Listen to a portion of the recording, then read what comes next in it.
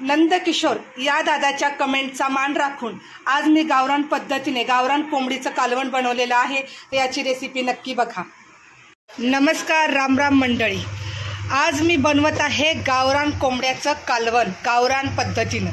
तर नंदकिशोर दादा आहे, त्यांनी मला सांगितलं की ताई आज रविवार आहे तर तू आज गावरान रेसिपी बनव. तर मग मी घेतलेला आहे गावरान कोंबडा आणलेला आहे, बारीक कांदा चिरून घेतलेला आहे, तेजपत्ता घेतलेला आहे. तर अगदी साध्या सोप्या पद्धतीने चला आपण झटपटीने बनवूया गावरान रान.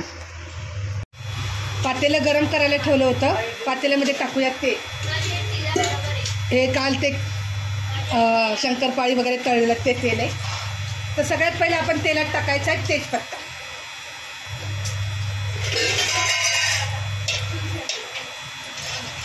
तेलात तेजपत्ता थोडासा फ्राय करून घ्यायचा आहे. नंतर आपण ह्याच्यात टाकायचा आहे बारीक चिरलेला कांदा. आमच्या गावी असंच बनवतात, बकऱ्याचं मटणाचं कालवण आणि कोंबडीच्या मटणाचं कालवण. तर बॉयलर कोंबडी नाही आणलेली, गावरान कोंबडं घेतलेलं आहे. तर कांदा ह्याच्यामध्ये चरका आपण हलकासा गुलाबी रंगावरती भाजून घ्यायचा आहे. कांदा हलका गुलाबी रंगावरती फ्राय झालेला आहे.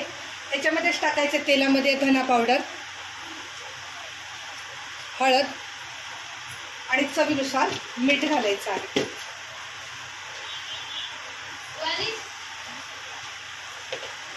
आता हा मसाला आपण फ्राय करून घेऊया. छान असा फ्राय झालेला आहे. आता ह्याच्यामध्ये टाकायचं आहे आपण मटण, कोंबडीचं मटण.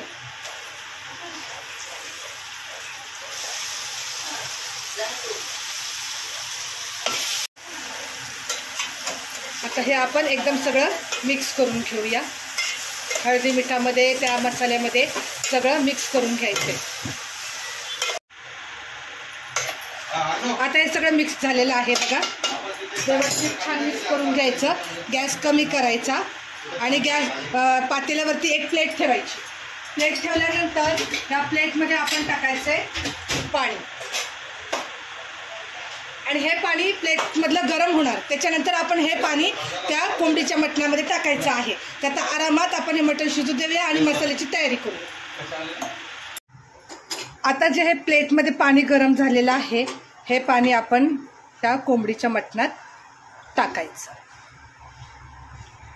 आणि परत ह्या प्लेटवरती आपण दुसरं पाणी टाकून ठेवायचं आहे.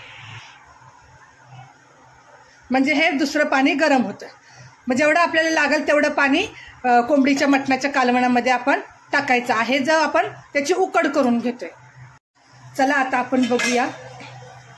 बघा, उकड खूप छान झालेली आहे तयार. तर 2 वेळा मी त्या प्लेटमध्ये पाणी गरम केलं होतं आणि ह्याच्यामध्ये टाकलं होतं. तर अशा प्रकारे गावाला बघा पहिली कोंबडीच्या मटणाची किंवा बकऱ्याच्या मटणाची अशी उकड करून घेतात.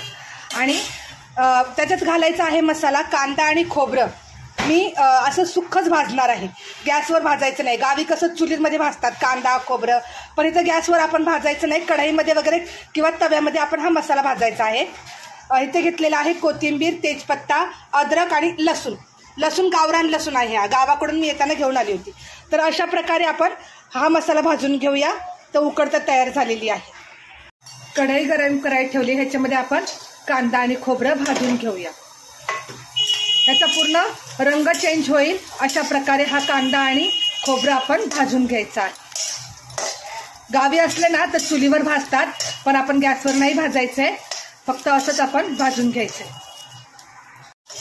बघा, कांदा आणि खोबऱ्याचा रंग पूर्ण चेंज झालेला आहे. आता काढून घेते. थंड झाल्यानंतर आपण मसाला वाटण करून घ्यायचा आहे.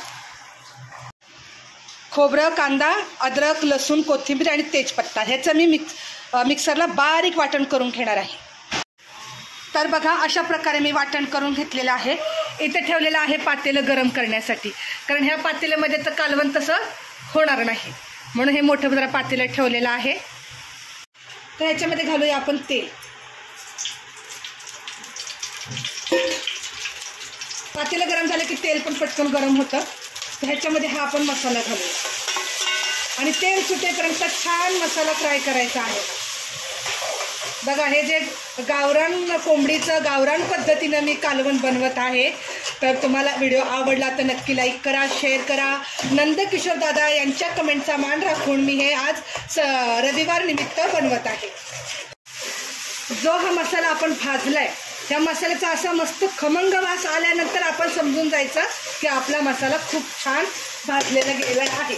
तर आता हे जे कोंबडीच्या मटणाचं आहे मी हे उचलून ह्याच्यात टाकते.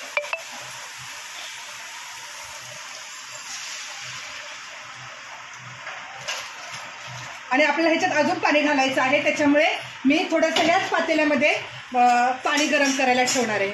तोपर्यंत ह्याला उकळी येते. थोडंसं मसाल्यामध्ये चिकन शिजतंय. अजून त्या पातेल्यामध्ये मी थोडं पाणी गरम करायला ठेवते आणि ते पाणी ह्याच्यात परत आपण टाकू. आणि दुसरी फोडणी अजून आपल्याला टाकायची आहे, ते पण मी तुम्हाला दाखवते. आता हे पाणी मी गरम केलेलं आहे, हे गरम पाणी ह्याच्यात घालून घेते. आता आपल्याला दुसरी फोडणी घालायची ती तुम्हाला दाखवते. तोपर्यंत ह्याला उकळी येते. गॅस कमी केलेला आहे मी. आता आपल्याला दुसरी फोडणी घालायची. हे घेतलेलं आहे मी चण्याचं पीठ, हे घेतलेलं आहे काळं तिखट. आमच्या गावाकडे स्पेशल काळं तिखट असतं, घाटी मसाला. तर हे मी घेतलेलं आहे. तर ह्याची फोडणी कशी घालायची ते मी दाखवते तुम्हाला. कढई गरम करायला ठेवली होती. कढईमध्ये घालूया आपण तेल. तेल गरम होऊ द्यायचं आहे चांगलं. तर तेलामध्ये तो चण्याचं पीठ आणि काळं तिखट चांगलं मस्त आपल्याला फ्राय करून घ्यायचं. तर ह्याच्यामध्ये घालते मी चण्याचं पीठ आणि काळं तिखट आणि व्यवस्थित आपण हे मिक्स करून घेऊया. ते भाजलेलं माहीतच पडतं, चांगलं भाजून घ्यायचं हे.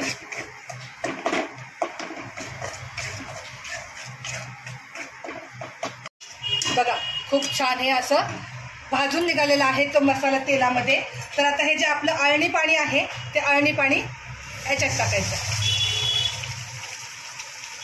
म्हणजे आपल्याला ह्याच्यात मिक्स करता बरोबर येईल व्यवस्थित. अशा प्रकारे गावी बनतं बकऱ्याचं कालवण, कोंबडीच्या मटणाचं कालवण. मस्त असा खमंग वास येतोय. आणि आपण ह्याच्यात एक्स्ट्रा पाणी घातलेलं आहे, मसाला आहे, त्याच्यामुळे आपल्याला थोडंसं मीठ पण घालायचं आहे त्याच्यामध्ये.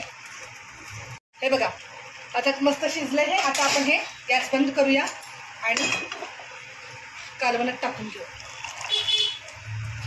परत ह्याच्यामध्ये पाणी टाकून आपण मिक्स करून असं करून पुसून सगळं व्यवस्थित घ्यायचं मसाला.